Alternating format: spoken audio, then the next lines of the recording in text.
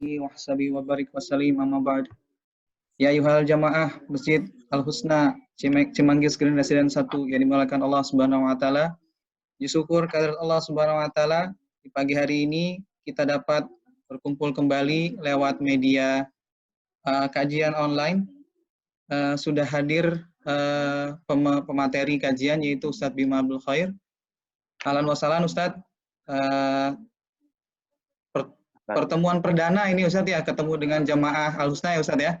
Insya Allah.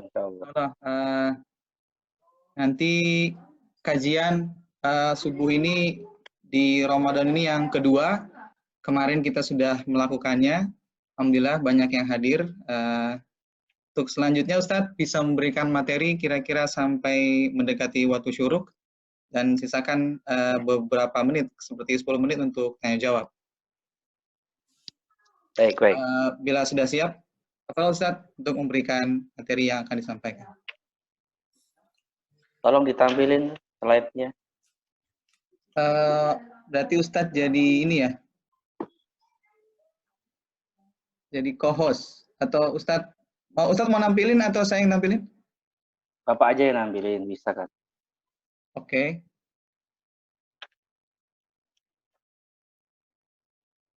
Sudah dikirim ya Ustadz ya? Udah.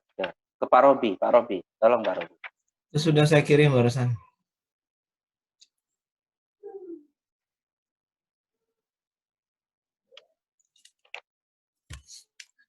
Kalau Ustadz dimulai saja, nanti saya downloadkan dulu. Baik, bismillahirrahmanirrahim. Assalamualaikum warahmatullahi wabarakatuh. Innal hamdalillah nahmaduhu wa nasta'inuhu wa nastaghfiruh wa na'udzu billahi min syururi anfusina wa min sayyiati a'malina. Man yahdihillahu fala mudilla lahu wa man yudlilhu fala hadiyalah. Asyhadu an la ilaha illallah wa asyhadu anna Muhammadan abduhu wa rasuluh. Allahumma shalli wa sallim wa barik ala sayyidina maulana Muhammadin wa ala alihi wa ashabihi ajma'in, amma ba'd. Yang saya hormati Bapak Ketua DKM Masjid Al-Husna, Bapak Ustadz Robi, para pengurus DKM Masjid, para jamaah yang mendengarkan kajian kita subuh pada hari ini. Semoga semuanya dimuliakan oleh Allah Subhanahu wa taala. Amin ya rabbal alamin. Alhamdulillah saya bisa bersilaturahim. Ini saya sudah, orang Jawa bilang kemecer. Pengen banget saya ke Depok tuh ya. Karena memang saya punya sejarah hidup yang tidak bisa dipisahkan di Depok.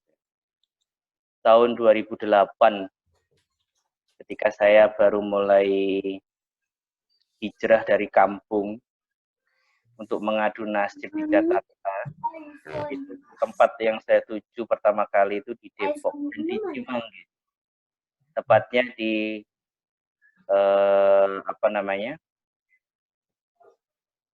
tepatnya di pondok pesantrennya Dr. Muslih Abdul Karim ya, di daerah Cimanggis, Baitul Quran.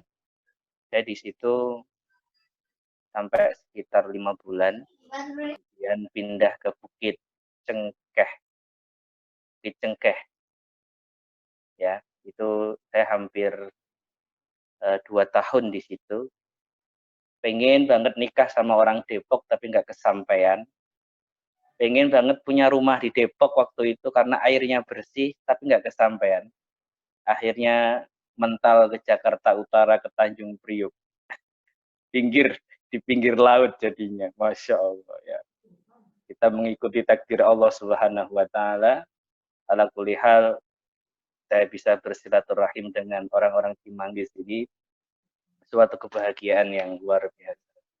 Insya Allah semuanya dirahmati oleh Allah Subhanahu wa taala. Amin ya rabbal alamin.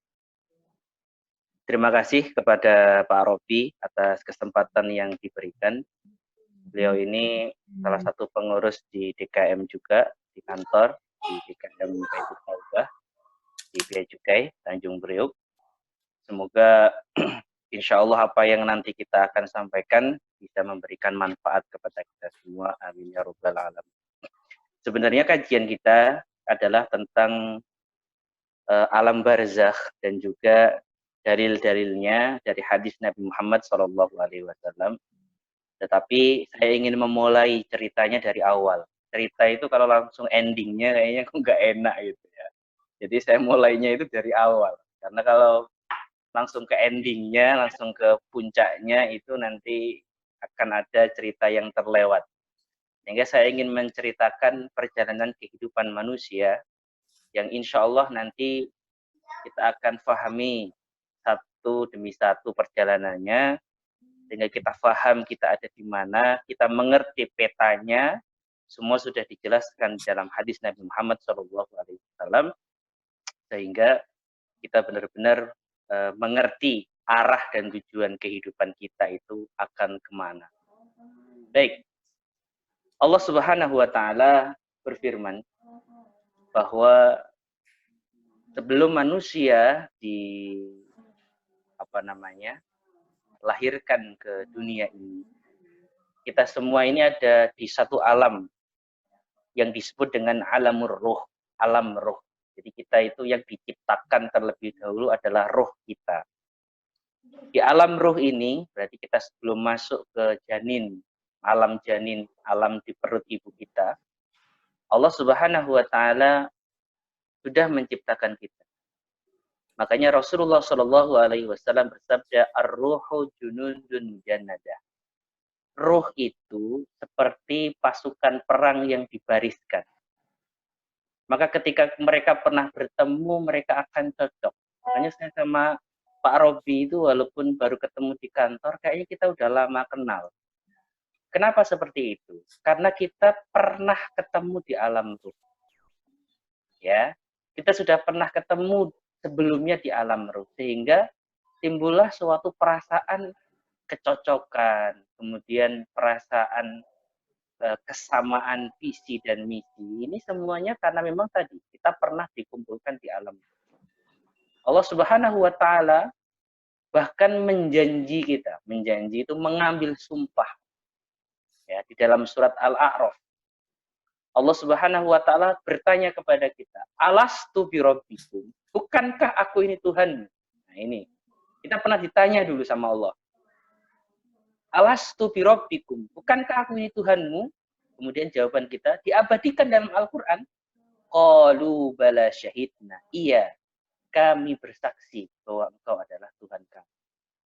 Ya. Tetapi setelah janji itu diambil, kita lupa. Dan kita memang dilupakan oleh Allah sebagai bentuk ujian dari Allah Subhanahu wa Ta'ala. Ya. Ini jadi sebelum kita masuk ke alam janin, ini kita sudah berada di alam ruh.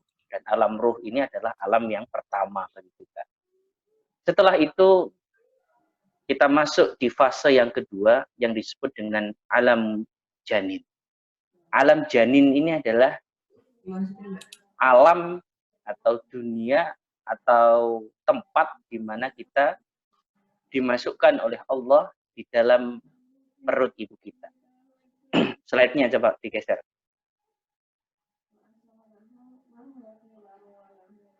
Slide-nya tolong digeser.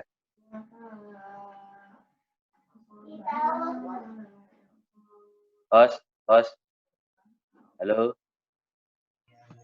Hostnya kemana nih? Nah. Slide-nya. Ya. Jadi setelah kita masuk di alam ruh, kita masuk di alam yang kedua yang disebut dengan fase alam janin. Ya. Perhatikan di dalam surat Al-Mu'minun ayat 12 sampai ayat 16. Allah Subhanahu wa Ta'ala berfirman, wa laqad khalaqnal insana min sulalatin min tin. Dan sungguh aku telah ciptakan manusia dari saripati tanah. Tsumma ja'alnahu nutfatan fi qararin makin. Kemudian aku ciptakan dia dari nutfah, dari air sperma yang kita letakkan fi qararin makin, di tempat yang kuat, ya, yaitu rahim ibu kita. Kemudian kami jadikan dari air sperma itu alaqatan, darah yang mengental. Fa khalaqnal alaqata mudghatan. Kemudian aku ciptakan dari darah itu daging. Fa khalaqnal mudghata idhaman. Kemudian aku ciptakan dari daging itu tulang. Fa kasawnal idhama lahma. Kemudian aku balut tulang tersebut dengan daging. Tsumma ansya'nahu khalqan akhar. Kemudian aku ciptakan makhluk yang baru yang disebut dengan manusia. Fatabarakallahu ahsanul khaliqin. Maka maha berkah Allah Subhanahu wa taala, sebaik-baiknya zat yang menciptakan. Artinya fase yang kedua ini adalah fase di mana kita berada di perut ibu kita selama 9 bulan 10 hari atau lebih, atau kurang sedikit biasanya. Nah, fase ini dijelaskan oleh Rasulullah Shallallahu Alaihi Wasallam hitungannya di dalam hadis, ya, dari Abdullah bin Mas'ud radhiyallahu anhu, bahwa orang itu diciptakan, inna ahadakum, sesungguhnya salah satu kalian, ya, la yujma'u fi batni ahad ummikum, akan dikumpulkan di perut ibu kalian arba'ina nutfatan, 40 hari itu berbentuk sebagai nutfah, sebagai apa, air sperma, sel.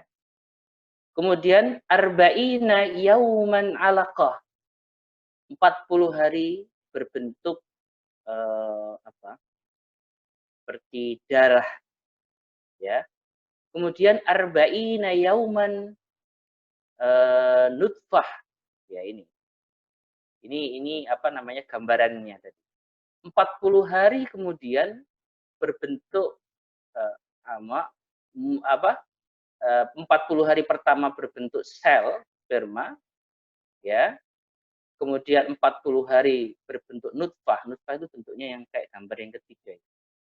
Kemudian 40 hari berbentuk alaqah, ya. Kemudian fakasawnal balik-balik.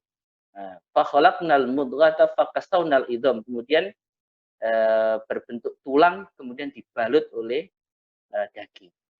Nah, ini proses ini diceritakan oleh Rasulullah Shallallahu Alaihi Wasallam sebagai 4 bulan, ya. Setelah proses 4 bulan, fayunfakhu fihi ruh, baru ditiupkan ruh di dalam. Dan ini ternyata setelah diteliti oleh medis, benar-benar proses terjadinya step by step-nya ini benar-benar pas, 4 bulan sampai ditiupkan ruh, sampai benar-benar daging itu tadi bisa berdetak, menunjukkan bahwa sudah ada ruh yang dimasukkan ke dalam daging tersebut. Jadi kita memasuki fase yang kedua disebut dengan alamul janin. Kemudian ditulis di alam janin ini rezeki kita, ya, takdir kita, kemudian apakah kita termasuk orang yang celaka atau kita termasuk orang yang bahagia, ini ditulis di di waktu ini. Balik yang tadi, slide yang tadi, balik lagi. Nah, tsumma innakum ba'da dzalika lamayitun. Kemudian setelah itu kalian semua ini akan mati. Ini kata Allah. Ketika kematian ini datang, berarti kita kita lahir terlebih dahulu. Jadi fase yang kedua setelah kita di alam janin, kita fase selanjutnya adalah alam dunia. Di alam ruh pertama, alam rahim kedua, alam dunia ketiga. Kemudian setelah kita di alam dunia, tsumma ba'da dzalika lamayitun, kita akan berada di alam barzakh, alam kubur. Ya, ini alam yang keempat.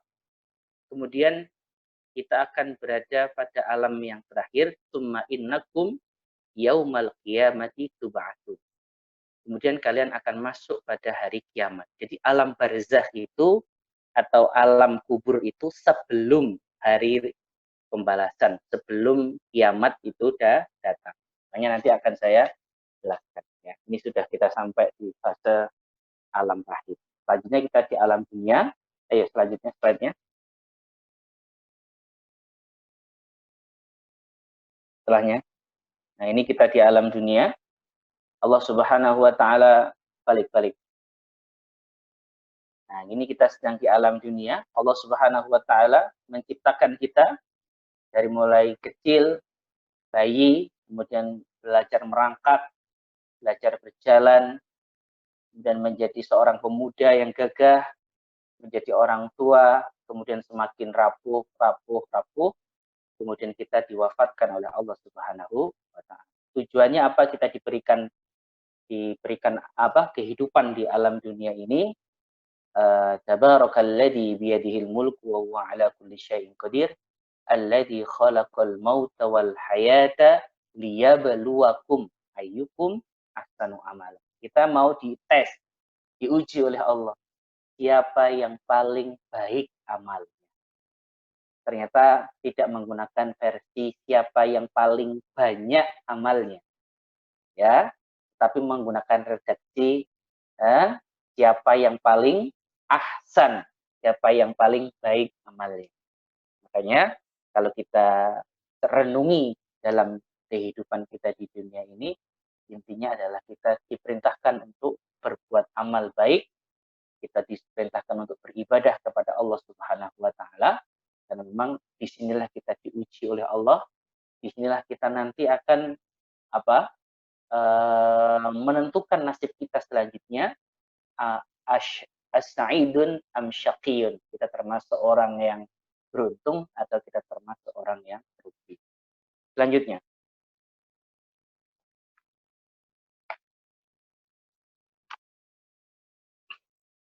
Nah, ini kita masuk di alam barzakh. Ya, saya belum sempat menerjemah.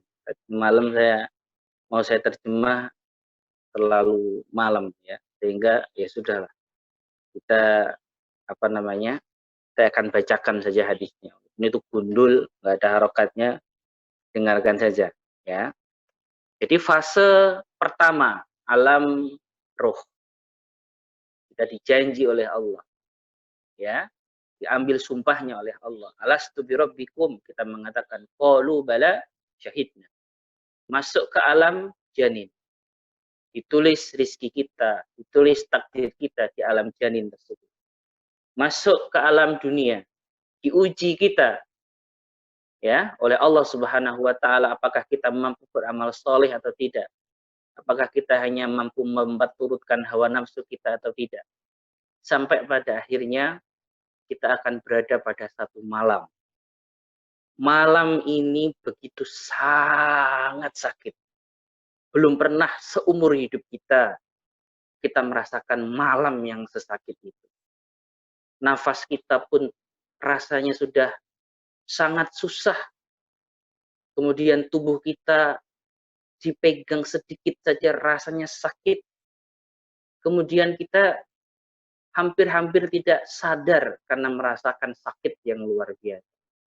Semua orang akan mengalami malam itu. Malam itu adalah malam sakaratul maut. Malam di mana kita akan mengalami kematian. Ya. Ruh dan jasad kita ini akan dipisahkan oleh Allah Subhanahu wa taala. Disebutkan di dalam hadis dari sahabat yang bernama Barra ibni Azib. Hadis ini dijelaskan di dalam kitab Musnad Ahmad dan juga Sunan Abi Dawud. Innal 'abdal mu'mina idza kana fi inqita'in minad dunya.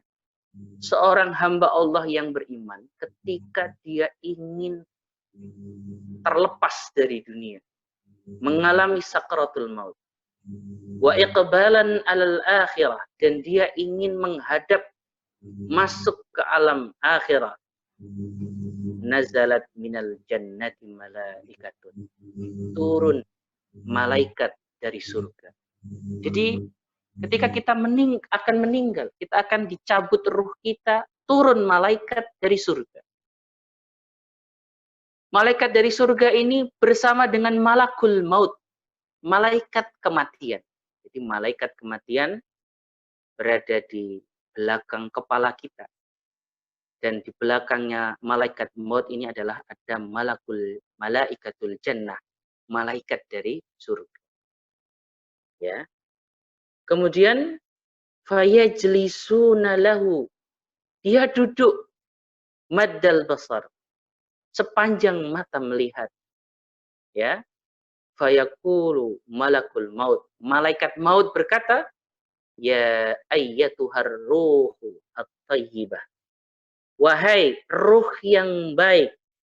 Tadi orang-orang yang beriman, ketika malaikat ingin mengeluarkan ruh kita, maka ruh kita dipanggil oleh malaikat, ya ayyatuhar ruh, wahai ruh at-tayyibah, yang baik, kanat fil jasadi at-tayyib, yang berada pada jasad yang baik, mata yang dibuat untuk memandang Quran, telinga yang dipakai untuk mendengar Quran, tangan yang dipakai membantu, kaki yang dipakai untuk melangkah ke masjid. Jasad kita jasad yang baik. Kita tidak pakai mata kita untuk memandang sesuatu yang haram. Kita tidak memakai tangan kita untuk melukai orang lain. Kita tidak memakai kaki kita untuk melangkah ke tempat-tempat yang haram. Apa kata malaikat? Ukhruji, keluarlah kamu. Ya. Ila rauhin wa raihan wa ila rabbi ghairi ghadban. Pulanglah engkau menuju kepada Tuhanmu yang tidak marah kepadamu. Fatakhruju ruhuhu wa tasilu kama tasilul qutratu min famis saqa. Kemudian ruh itu pun keluar. Keluarnya ruh ini begitu cepat seperti orang yang mengambil benang dengan diolesi minyak zait atau minyak yang licin. Ya. Orang menarik benang tapi diolesi minyak. Seperti itulah keluarnya ruh orang yang baik. Ya. Karena tadi malaikat berada di belakang kepala kita dan dicabut ruh dari nasiyah, dari ini nih bon-bonan kalau orang Jawa bilang ya. Sini dari belakang kepala di atas di atas anak kecil itu kalau masih kecil biasanya ndut-ndut ini ya, gerak-gerak. Nah, itu nasiah, kepalanya yang ada gerak-geraknya itu. Dicabut tuh roh dari situ. Kemudian kaki kita menjadi dingin, naik ke lutut kita menjadi dingin, naik ke paha kita menjadi dingin, naik ke perut kita menjadi dingin. Setelah itu baru roh itu keluar. Nah, ini kalau roh yang baik. Setelah roh itu keluar, kita sudah tidak di alam dunia, kita masuk pada fase alamul barzakh, alamul qabri, alam kematian. Ya. Kemudian roh itu setelah keluar, malaikat yang di belakang malaikat maut, yaitu malaikat yang dari surga tadi, membawa hanut, sebuah kain yang dibawa dari surga. Masya Allah. Kain yang dibawa dari surga ini begitu wangi, begitu lembut. Kemudian ruh itu diletakkan di hanut, diletakkan di kain tersebut. Ya, tsumma yas'aduna biha ilas sama, dibawa malaikatlah ruh tersebut ke langit. Fatuftahu laha abwabus sama, kemudian dibukalah pintu-pintu langit. Masya Allah. Dan ketika ruh ini melewati malaikat-malaikat yang ada di langit, malaikat-malaikat ini memuji ruh ini. Ya ayyatuhar ruhut thayyibah, wahai ini adalah ruh yang baik. Makanya jamaah yang dimuliakan oleh Allah, ketika kita hadir di majelis ilmu seperti ini, ada malaikat yang khusus yang ditugaskan oleh Allah untuk mencari halaqatul dzikri, orang-orang yang belajar mengingat Allah Subhanahu wa taala, belajar tentang halal dan haram, belajar tentang hukum-hukum Allah, belajar tentang Al-Qur'an. Ada malaikat yang khusus. Sehingga saat ruh kita dicabut, kita dibawa naik ke langit, malaikat-malaikat itu mengenali kita. Makanya prinsip tanamkan dalam diri antum. Ini antum serius, prinsip ini tanamkan di diri antum. Antum boleh majhulun fil ardi. Antum boleh nggak dikenal sama orang di dunia ini. Bahkan mungkin hanya sedikit orang saja yang kenal sama antum. tapi antum harus masyhurun fis sama. Antum harus terkenal di langit. Para malaikat-malaikat itu harus pernah melihat engkau sholat, engkau berzikir. Sehingga ketika kita melewati pintu-pintu langit ini, malaikat-malaikat itu memuji dengan mengatakan salamun alaika, keselamatan bagimu ya ayyatuhar ruhut thayyibah, wahai ruh yang baik. Ya. Ini ada ini. Jadi perjalanan manusia itu sebenarnya sudah lengkap digambarkan petanya oleh Rasulullah dan juga dijelaskan secara global di dalam Quran. Setelah dibuka langit, hatta yusila ila rabbi, sampailah ruh itu di hadapan Allah Subhanahu wa taala. Fayaqulullah, maka Allah mengatakan, uktubu kitab abdi fi illiyin. Tulislah namanya di surga illiyin. Artinya Allah Subhanahu wa taala memberikan kabar baik bahwa kita nanti akan dimasukkan ke dalam surganya Allah Subhanahu wa taala. Ini janji Allah Subhanahu wa taala. Kemudian Allah Subhanahu wa taala memerintahkan agar ruh tersebut dikembalikan. Wa'iddu ruhahu ila jasadi. Kembalikan ruh ini ke kuburnya. Tapi bukan berarti kita hidup kembali di kubur, tidak. Karena fisik kita dan ruh kita ini satu kesatuan yang tidak bisa dipisahkan. Di dunia, kalau di dunia ini kita dominan fisik kita daripada ruh kita. Jelas ya? Makanya antum butuh makan, butuh minum, ya. Kemudian antum butuh dengan syahwat, ya. Ini semua gara-gara kenapa? Dominannya itu ruh kita. Mohon maaf, dominan jasad kita, fisik kita. Tapi nanti saat kita meninggal di alam barzakh, ini yang dominan adalah ruh kita. Kita sudah nggak makan, kita sudah nggak minum. Karena ruh itu nggak butuh makanan, ruh itu nggak butuh minuman, ruh itu sudah tidak butuh syahwat. Ya, ini manusia. Jadi ruh dan jasad itu setelah terpisah. Kalau di dunia dominan jasadnya, kalau di akhirat, kalau di alam barzakh ini dominan ruhnya.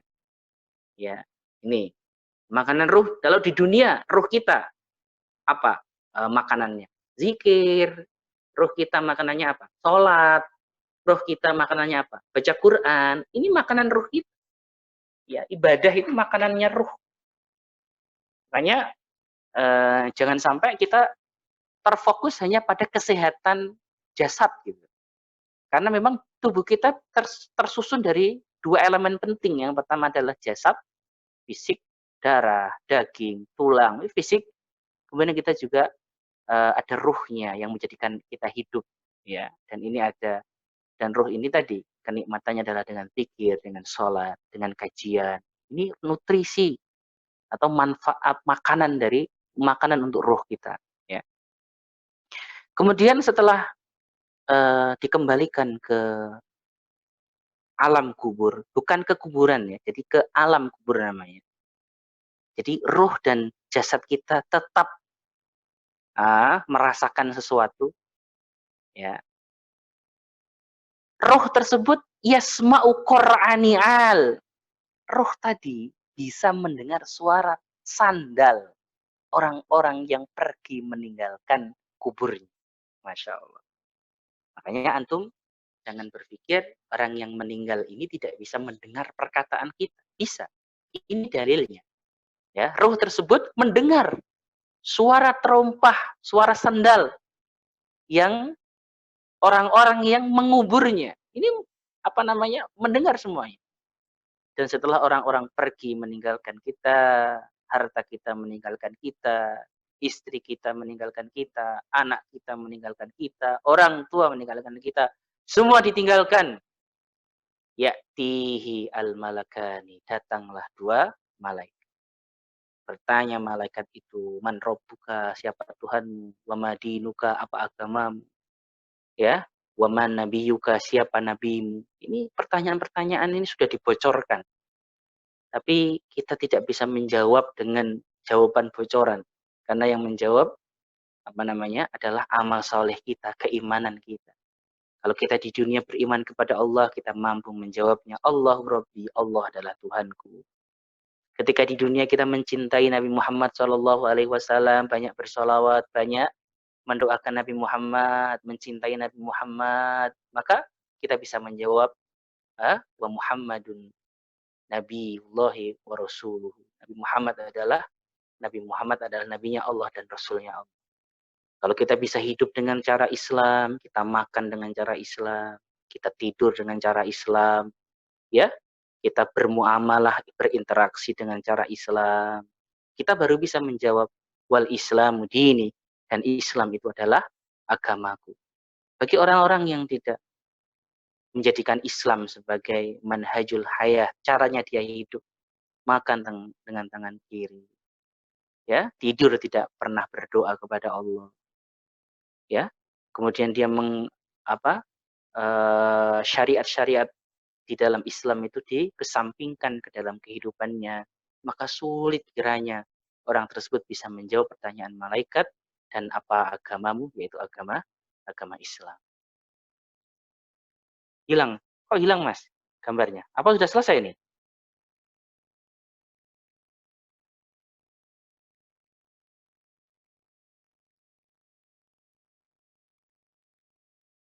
Baik.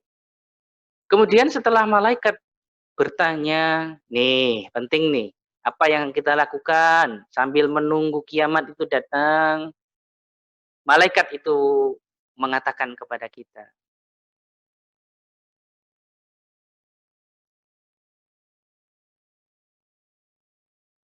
bahwa ini, afrisulahu minal jannah waftahu lahu baban ilal jannah fayatihi min rauhiha wa na'imiha wa yaqulu ya rabbi aqimis sa'ah wa yanamu kama yarku wa yanamu kama yanamul aris.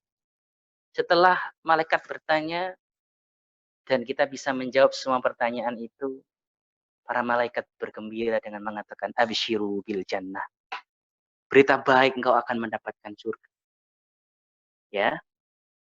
Dan dibukalah pintu-pintu surga untuk kita, sehingga kita bisa melihat surga mana yang nantinya akan kita tempati.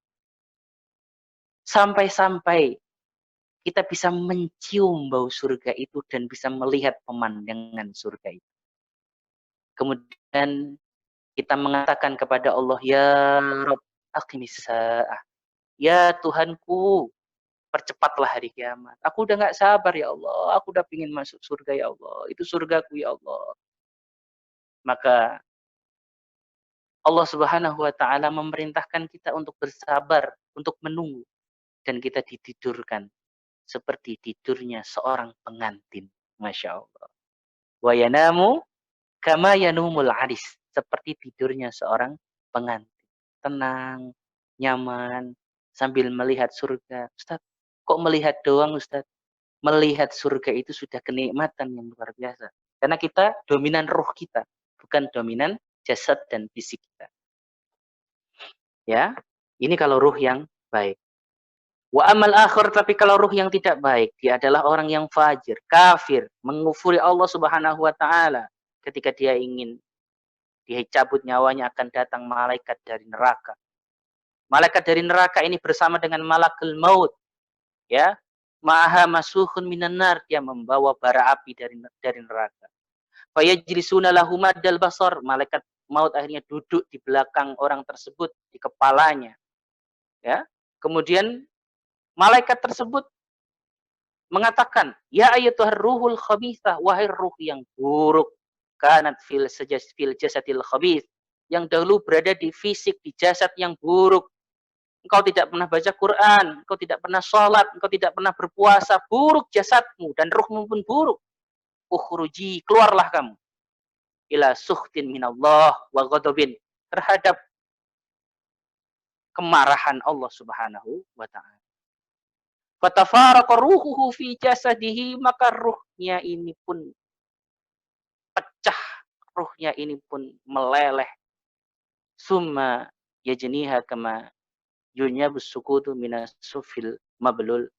Ruh orang yang buruk ini dicabut seperti benang yang kusut, dicabut ke kanan, dicabut ke kiri, dicabut ke belakang, dicabut ke depan. Sakitnya luar biasa.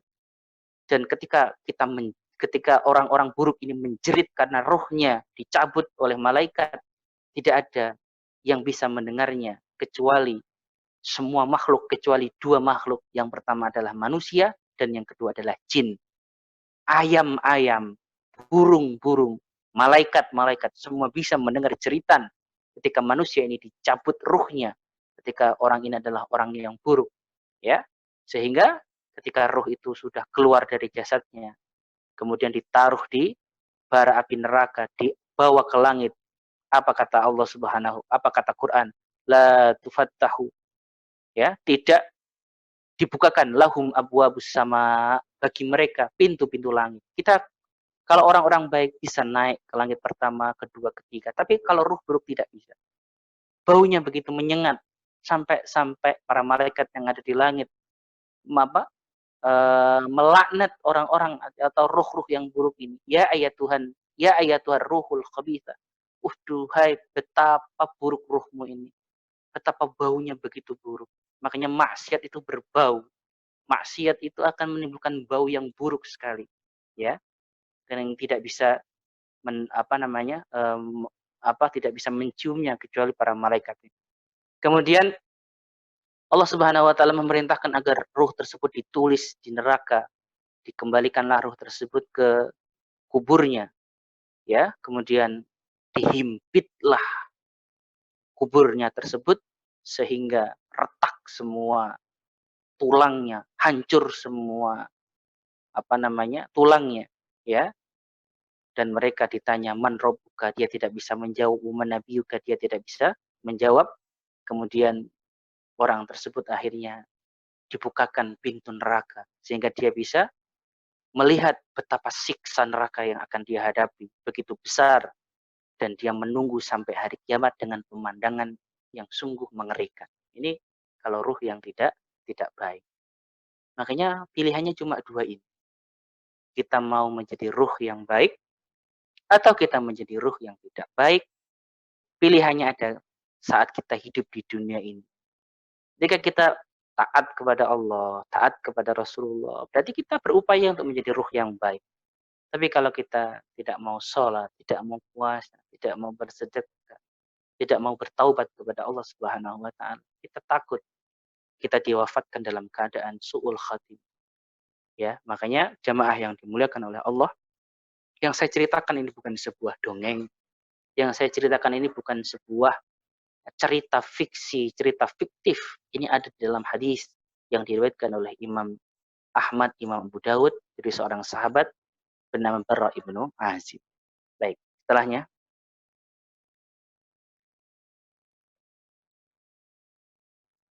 Baik, mohon maaf, sampai jam berapa? Udah selesai belum waktu? Admin. Fadol sampai jam 6 Ustadz. Nanti habis itu tanya jawab 10 menit atau 15 menit. Masih berapa menit? 10 menit lagi Ustadz. Baik. Nah, setelah kita masuk di alam barzakh, memang keadaan orang di alam barzakh ini berbeda-beda ya. Berbeda-beda orang. Tapi umumnya seperti yang saya ceritakan tadi. Kita dibukakan pintu surga yang soleh, kemudian yang tidak baik dibukakan pintu neraka. Ada memang tingkatan-tingkatannya ya. Kalau para nabi, mereka dibawa ke langit oleh Allah Subhanahu wa taala. Ya, kalau para syuhada, orang-orang yang mati syahid, mereka berada di perut burung yang berwarna hijau yang mengelilingi surga. Ya, ini ada hadis sahihnya yang seperti itu menjelaskan. Itu ruhnya para syuhada, ya, ruhnya para orang-orang yang mati syahid. Jadi banyak tingkatan-tingkatan orang yang berada di alam barzakh. Tapi umumnya yang saya ceritakan tadi, ditidurkan oleh Allah, diberikan pemandangan di mana letak dia atau tempat dia nanti ketika di hari kiamat.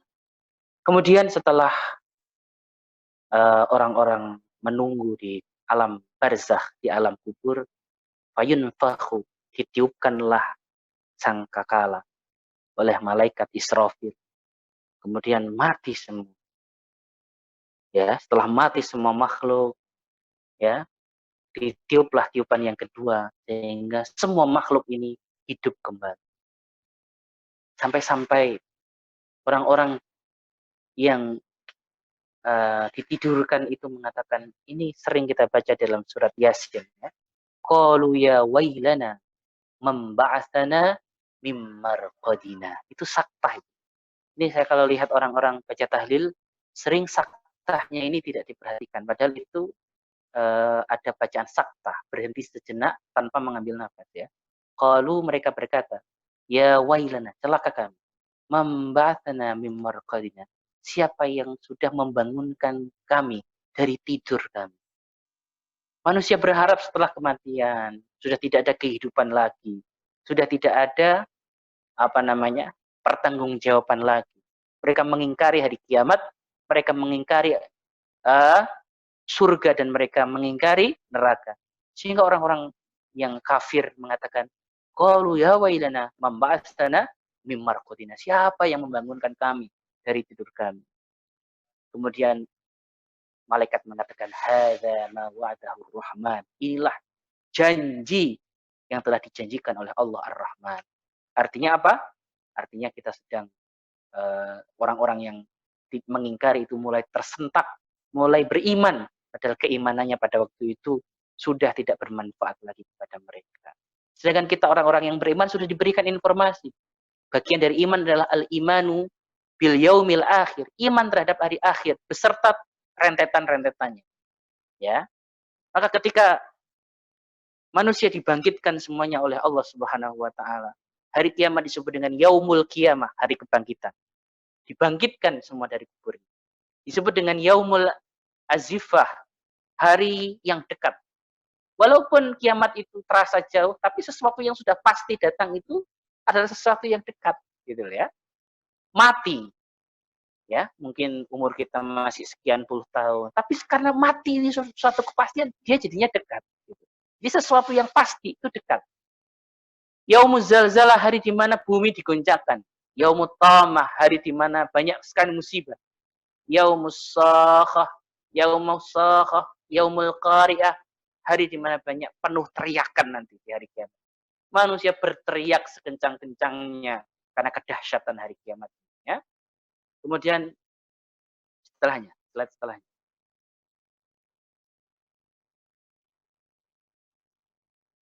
Halo. Nah, ini gambarannya, ya, gambaran hari kiamat. Pertama dunia, kedua adalah alam kubur, setelah dikubur an-nafkhah fis-sur, ya, ditiupkan sangkakala. Kemudian al-ba'tsu, kemudian di situ terjadi orang kebangkitan, yaumil ba'tsi, kebangkitan. Di hari kebangkitan ini manusia akan digiring semuanya di ardul mahsyar, di bumi mahsyar. Diceritakan dalam hadis, ardul mahsyar launuha abyad, bumi mahsyar berwarna putih yang terbuat dari fiddah, dari perak. Jadi tidak bisa menyerap air. Ya, makanya kalau matahari hanya sejengkal di atas kepala kita, kemudian buminya tidak bisa menyerap air, benar yang dikatakan oleh Rasulullah, maka manusia nanti akan tenggelam dalam keringat sesuai dengan amalnya. Ya. Kemudian setelah ba'as, semua setelah dibangkitkan oleh Allah, dikumpulkan dalam satu tempat, dicuekin semuanya oleh Allah. Ya, dicuekin. Artinya dicuekin itu gimana? Dibiarin sama Allah. Ya. Dijemur sama Allah, kemudian dibiarin. Semua makhluk menjerit, semua makhluk meminta pertolongan, ya. Akhirnya Nabi Muhammad SAW bersujud meminta agar dilaksanakanlah hisab, perhitungan amal, ya. Karena orang-orang pada waktu itu sampai berpikir, ya sudahlah, kalau memang masuk neraka ya masuk neraka, yang penting kita jangan dibiarkan seperti ini, ya. Mereka mendatangi Nabi Adam mengatakan nafsi, nafsi. Mereka mendatangi Nabi Ibrahim mengatakan nafsi, nafsi. Mereka mendatangi Nabi Musa mengatakan nafsi, nafsi, diriku, diriku. Mendatangi Nabi Isa, nafsi, nafsi, diriku, diriku. Dengan Nabi Muhammad SAW sujud kepada Allah dan beliau berdoa. Dan doanya ini kata Rasulullah, aku tidak menghafal, aku belum tahu doa apa yang akan aku baca pada waktu itu, tapi Allah akan mengilhamkan kepada diriku doa yang ketika aku berdoa, Allah akan mengatakan, is'al tu'to. Mintalah Muhammad, engkau akan diberi. Wasfa tu syafa. Mintalah syafaat, engkau akan disyafaati. Inilah pentingnya syafaat Nabi Muhammad Shallallahu Alaihi Wasallam. Sehingga manusia setelah itu dihisab oleh Allah Subhanahu Wa Taala. Ya, Yaumul Hisab ini diceritakan dalam Quran tentang apa? Tentang Yaumul Hisab, tentang teknisnya atau tentang beberapa dalilnya yang bisa nanti dibuka di dalam Quran tentang Yaumul Hisab, bahwa pada nantinya saat nanti itu ada di dalam surat Al-Haqqah ya, ayat 15 sampai ayat 18. Yauma idin tu'raduna la takhfa minkum khafiyahnya. Semua orang ini akan dihisab dan hisabnya ini akan ditampakkan. Di fulan, kamu dulu seperti ini, seperti ini, seperti ini. Ini tidak ada yang ditutupi. Semua akan ditampakkan oleh Allah. Sehingga terbuka semua kemaksiatan, kesalahan-kesalahan seseorang. Jadi nggak ada yang berani mengatakan dirinya baik, mengatakan dirinya ini solih, mengatakan dirinya ini tidak pernah berdosa. Nggak ada yang berani. Semua orang tertunduk, malu, karena semua kesalahannya dibuka oleh Allah Subhanahu Wa Taala. Makanya yauma idin tu'raduna. Pada hari itu akan ditampakkan semuanya. La takhfa minkum khafiyah. Tidak samar bagi kalian semua yang sudah terjadi. Ini yang disebut dengan Yaumul Hisab. Kemudian setelah hisab dihisab semuanya, dihitung semua amal kita. Kemudian ada masa yang disebut dengan tatoyurus suhuf, masa penerimaan buku. Di dalam hadis dijelaskan, tatoyurus suhuf, cara kita mengambil buku ini ada dua. Ya. Kenapa disebut dengan tatoyur? Tatoyur tadinya adalah terbang. Jadi nanti buku-buku kita ini akan terbang. Ya, dalam hadisnya seperti itu.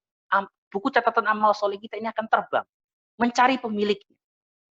Fa'amma man utiya kitabahu biyaminihi. Orang yang mengambil buku catatan itu dengan tangan kanannya, fasawfa yuhasabu hisaban yasira. Maka dia akan dihisab dengan hisab yang ringan. Ya, dia akan dihisab dengan cara yang ringan. Ada sebagian dosanya yang tidak ditampakkan oleh manusia. Kemudian Allah mengatakan, ini dosamu, tapi aku tidak tampakkan kepada siapapun. Hanya aku dan dirimu yang tahu. Kemudian aku ampuni dosa ini. Maka saat itu kita sangat-sangat berterima kasih kepada Allah Subhanahu Wa Taala. Kemudian ada orang yang mengambil catatan bukunya. Wa amma man utiya kitabahu wara'a dhahri fasawfa yad'u thubura wa yasla sa'ir. Jadi ada yang menerima catatan amal dengan tangan kanan, ada yang, ini saya praktekkan ya, bisa dilihat di gambar saya. Jadi ada yang menerima, ini tangan kiri saya. Jadi ada di belakang seperti ini. Nah, ini tangan kiri saya. Ya. Wara'a dhahri, di belakang punggungnya. Jadi bukan tangan kiri seperti ini, bukan. Tapi wara'a dhahri, di belakang punggungnya. Jadi cara menerima catatan amal seperti itu. Ya. Dan buku-buku ini penerbangan mencari amal kita. Maka ketika kita menerima, ketika ada manusia yang menerima dengan tangan kanan, maka dia akan mendapatkan surga. Tetapi ketika dia mendapatkan tangan kiri, ya, maka dia akan disiksa oleh Allah Subhanahu Wa Taala.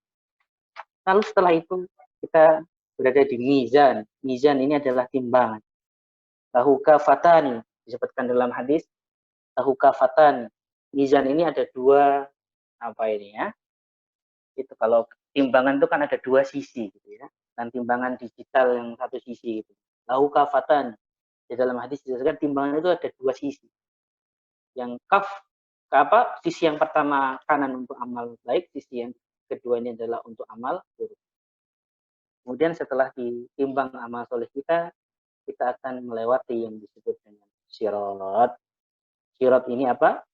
Jisrun ala jahannam, sebuah jalan jembatan yang dipasang di neraka jahannam.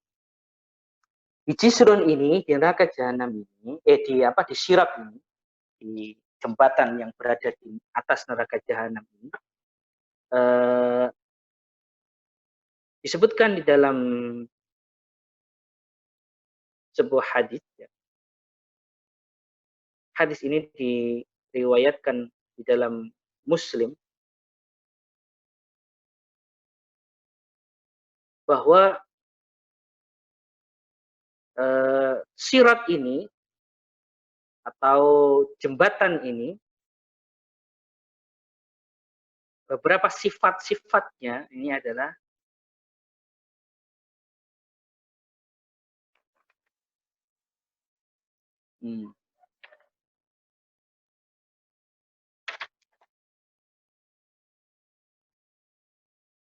jadi di antara sifat-sifat dari sirat ini adalah sirat ini kecil, sempit, seperti rambut yang dibelah 7. Kemudian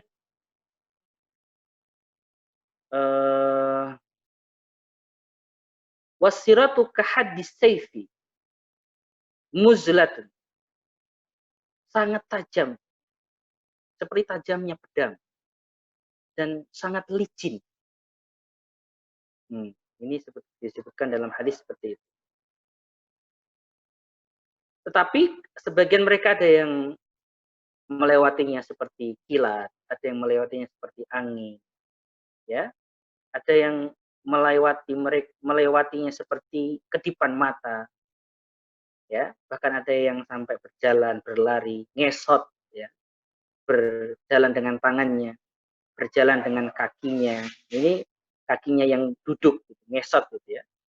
Nah, ini hadis ini diriwayatkan oleh Imam Hakim, hadis sahih diriwayatkan oleh Imam Hakim, yang menunjukkan bahwa nanti di sirat ini banyak orang-orang yang akan terjatuh di neraka jahanam, dan Allah Subhanahu wa taala mengatakan wa imminkum illa wariduha, tidak ada di antara kalian kecuali akan melewatinya. Surat Maryam ayat 71. Artinya tidak ada orang yang tidak melewati sirat, bahkan para nabi saja melewati sirat. Ya. Makanya mereka bisa melihat dahsyatnya neraka, karena di bawah sirat itu adalah neraka. Ini. Kemudian setelah kita di sirat, ujungnya sirat, nah, jadi kan kita tadi pertama di alam barzah. Di alam barzah kita dibangkitkan. Habis dibangkitkan kita digiring ke alam mahsyar, bumi mahsyar. Di bumi mahsyar kita diadili oleh Allah, dihisab oleh Allah. Tanya harta kita untuk kemana, waktu kita apakan, ya. Kemudian kita menerima buku catatan amal, kemudian kita ditimbang buku catatan amal itu, kemudian kita melewati sirat, melewati jembatan yang dipasang di neraka jahanam. Nah, di ujungnya sirat itu ada haud. Apa haud itu? Telaga. Telaga apa? Telaga haud. Ya, ada haud. Telaga Kautsar. Kata Rasulullah Shallallahu Alaihi Wasallam, likulli nabiyyin, setiap nabi itu punya haud, punya telaga. Telaganya berbeda-beda. Luas dari telaganya itu berbeda-beda. Ya. Nah, telaganya Nabi Muhammad SAW ini adalah telaga yang paling besar karena umatnya yang paling banyak. Yang kalau kita lihat sifatnya dalam hadis, launuhu abyad, warnanya itu putih. Wa ahla minal asal. Nah, abyad minal laban, warna dari airnya itu lebih putih daripada susu. Wa ahla minal asal, dan lebih manis daripada madu. Ya, man yashrabuha, orang yang meminum air dari telaga Kautsar ini, lam yadma abadan, dia tidak akan pernah tidak akan pernah kehausan. Ini sifat. Ya. Jadi setelah melewati sirat, kita masuk di haud. Dan disitulah kita bertemu dengan Rasulullah Sallallahu Alaihi Wasallam. Kita bisa berjambat tangan dengan Rasulullah. Kita bisa meminta kepada Rasulullah. Kita bisa meminta syafaat kepada Rasulullah. Kita bisa memandang wajahnya Rasulullah Sallallahu Alaihi Wasallam. Makanya Rasulullah mengatakan isbiru, sabarlah kalian wahai umat. Sabarlah kalian wahai umat hatta talqauni al-haud.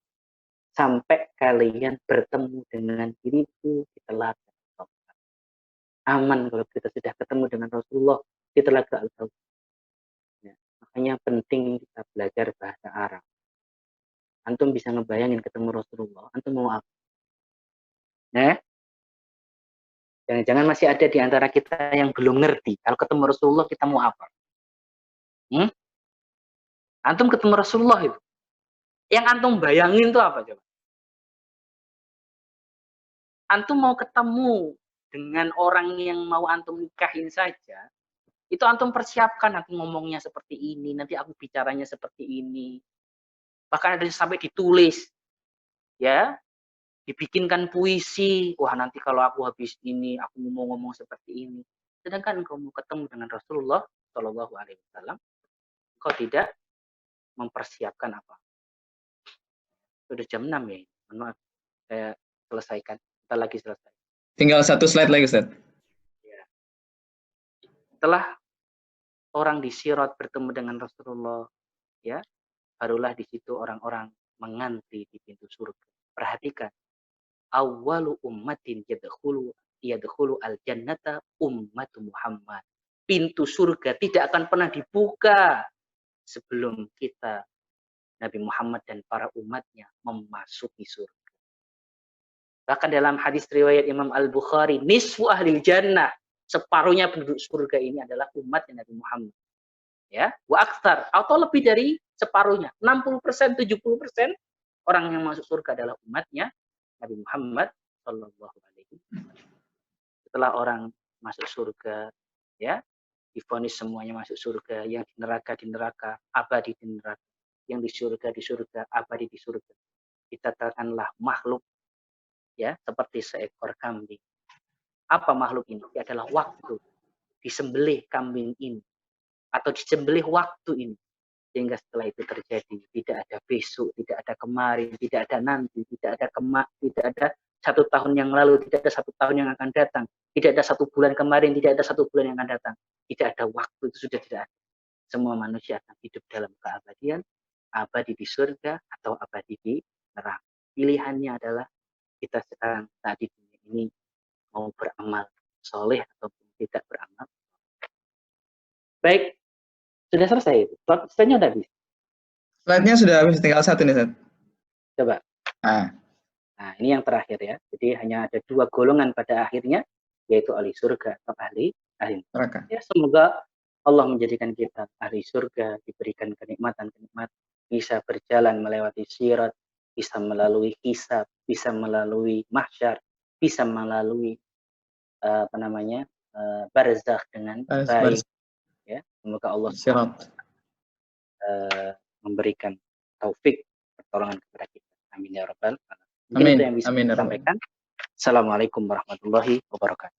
Waalaikumsalam warahmatullahi wabarakatuh. Jazakallah khairan katsir Ustadz Bima atas paparan materi tentang perjalanan kehidupan manusia ini dari mulai awal lahir sampai berakhirnya mau seperti apa. Padahal Bapak dan Ibu, jika ada pertanyaan bisa disampaikan melalui chat langsung, bisa dihidupkan mikrofonnya untuk bertanya ke Ustaz. Baik, bertanya ya Pak Rama. Ya, Assalamualaikum warahmatullahi wabarakatuh, Ustaz. Waalaikumsalam warahmatullahi wabarakatuh. Ya, ketemu juga via online Ustaz ya, walaupun sempat main ke komplek kami Ustaz. Siap. Ada 2 pertanyaan langsung Ustaz. Yang pertama terkait dengan kehidupan di alam barzakh. karena memang selalu menarik ya, karena itulah kehidupan kita setelah di dunia kan kita akan masuk ke alam barzah. Nah, bisa mungkin sedikit Ustadz kasih gambaran bagaimana kehidupan di alam barzah nanti. Sebagian literatur yang kita baca ada yang menggambarkan sampai kondisi di mana untuk yang menikmati alam kubur, nikmat kubur, maka benarkah mereka bisa saling berkunjung sana, berkunjung sini, Ustaz? Atau masing-masing hanya stay begitu sambil menunggu datangnya kiamat dengan kenikmatan yang Allah berikan. Kalau yang sudah sedang disiksa kan jelas ya, pasti sedang mengalami penyiksaan. Nah, bagaimana dengan yang mengalami nikmat kubur? Apakah mereka semua bisa saling berbagi kenikmatan, bisa saling mengunjungi? Monggo penjelasan Ustaz. Itu yang pertama. Terus yang kedua, terkait dengan ziarah kubur ya. Kalau mengambil kisah yang masyhur, yang sahih insya Allah tentang kisahnya Bilal bin Rabah, beliau kan termasuk yang kemudian dikasih sinyal ya oleh baginda Rasul melalui mimpinya agar mengunjungi atau menziarahi beliau. Karena sudah lama sekali Bilal tidak mendatangi beliau. Pertanyaannya, ketika kita berziarah kubur, benarkah ahli kubur itu mengetahui kedatangan kita, Ustaz? Baik. Seperti itu pertanyaannya. Terima kasih. Assalamualaikum warahmatullahi wabarakatuh. Waalaikumsalam warahmatullahi wabarakatuh. Keadaan ruh yang ada di alam barzakh itu banyak sekali. Tadi saya sempat singgung ya, berbeda-beda keadaan. Nah, ini nanti akan menjelaskan tentang bagaimana apa yang mereka lakukan. Yang pertama adalah arwahun fi a'lal aliyyin. Ada orang-orang yang memang berada di surga. Sudah ada. Atau diberikan kenikmatan di surga, walaupun dia belum masuk surga. Ya. Mereka ini siapa? Wahya arwahul anbiya salawatullahi alaihim wassalam. Mereka adalah ruhnya para nabi. Makanya ketika peristiwa Isra Mi'raj, Nabi Muhammad SAW bertemu dengan para nabi di langit-langitnya Allah. Ya, ini menunjukkan bahwa memang ruh itu keadaannya berbeda-beda. Kalau saya, antum, orang biasa, suka maksiat, kayaknya agak susah kita bisa berziarah ke Rasulullah di alam barzakh kayaknya ya. Karena memang mereka fi a'lal illiyin. Mereka di tempat yang sangat tinggi. Kalau antum menerjemahkan a'lal illiyin itu adalah tempat yang sangat tinggi. Ya. Makanya yang paling tinggi adalah Nabiullah Ibrahim. Beliau berada di langit yang ketujuh, yang dekat dengan Baitul Ma'mur, dekat dengan Sidratul Muntaha. Ya. Kemudian ada arwahun fi hawasili tairin khudrin tasruhu fil jannati haitsu sya'at. Ada ruh-ruh, ini keadaan orang alam barzakh. Ada ruh-ruh yang memang berada di perut para burung yang berwarna hijau yang berterbangan di surga. Nah, ada yang seperti itu. Siapa mereka? Wahia arwa'u ba'di syuhada. Ya ruhnya para ahli syahid, orang-orang mati syahid. Orang-orang mati syahid itu ruhnya tidak mengalami proses kayak tadi. Nah, dibawa menghadap ke Allah, diadili dulu. Ditanya man robbuka wa man nabiyuka. Ada yang mengatakan ulama, ruhnya para syuhada meninggal langsung dibawa oleh burung berwarna hijau masuk ke dalam surganya Allah Subhanahu wa taala. Dia bisa mencicipi buah-buahan yang ada di dalam surga. Ini yang kedua. Ada ruh yang seperti itu. Wa minal arwahi man yakuru mahbusan ala babil jannah. Nah, ada ruh-ruh yang ditaruh oleh Allah di depan pintu surga. Enggak masuk surga, cuma ditaruh di depan pintu surga. Enggak dibukakan surga. Di emperan surga. Ya.